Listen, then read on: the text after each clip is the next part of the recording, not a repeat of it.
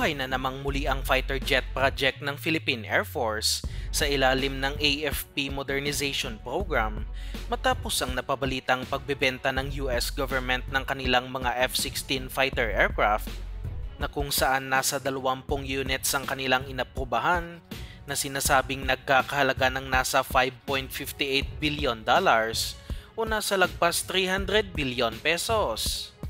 Ang kinagandahan pa dito ay nagsabi umano ang US government na magdaragdag pa sila ng mga second-hand na mga F-16 kapag nagkapirmahan na ng kontrata at kung matutuloy na ang deal na ito ay paniguradong kaya ng protektahan ng Air Force ang ating teritoryo at airspace.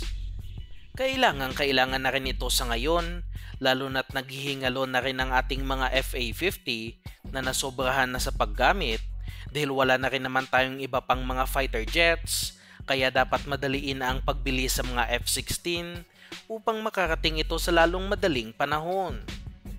3 taon pa ang kinakailangang hintayin ng bansa upang mai-deliver ang unang batch ng mga fighter jets at habang naghihintay umano ang Philippine Air Force ay unang ipapadala ng Amerika ang mga freebie na second-hand na mga F-16 upang kahit papano ay magkakaroon na tayo ng totoong fighter aircraft. Ngunit mayroon pang mas malaking balakid dito at ito na nga ang paghahanap ng pondo para sa fighter jets dahil nasabi na rin natin na kinakailangan ng lagpas 300 billion pesos upang maisakatuparan ang deal na ito at alam naman nating walang ganito kalaking halaga ang ating hukbong sindatahan.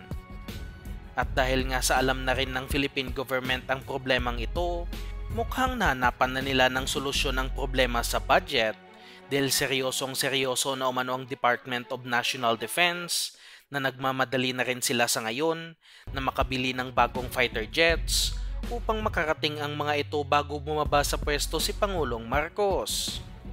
Kinumpirma ng ating ambassador sa Amerika na pinag-usapan na umano ang foreign military financing na kung saan ang US government muna ang magbabayad ng mga biniling fighter jets ng Pinas mula sa Lockheed Martin na gumagawa ng mga bagong F-16 fighters at babayaran lang ito ng installment ng Pinas sa US government. Ito umanong nakikitang paraan ng Department of National Defense upang makayanang bilhin ng bansa ang mga US-made weapons at kasama na rin dito ang ibibigay na military aid ng Amerika na magiging sapat na para mapatuloy ang AFP Modernization Program. Kapag matuloy ito, ay inaasahang ito din ang gagawin ng Pilipinas sa iba pa nilang proyekto tulad na lang ng pagbili sa mga M142 HIMARS na matagal na ring tinatarget bilhin ng Philippine Army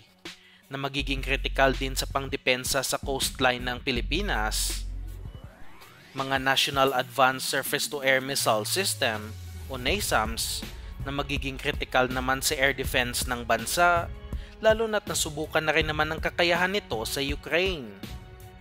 Maaari ding gawin ng Pilipinas ang ganitong klasing paraan sa pagbili ng mga defense weapons sa ibang bansa katulad na lang sa bansang Italia na kung saan gusto ng Philippine Navy ng technology transfer mula sa kanila pagdating sa paggawa ng sarili nating mga warships.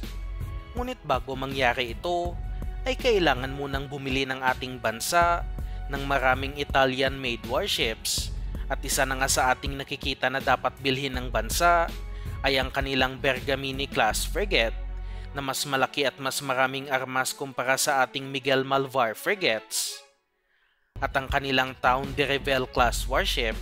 na kapareho sa binili ng katabing bansa nating Indonesia na makikita nating mala-destroyer na kalaking warship. Sa ngayon, naghihintay na lang tayo na tuluyan ng mapirmahan ng kontrata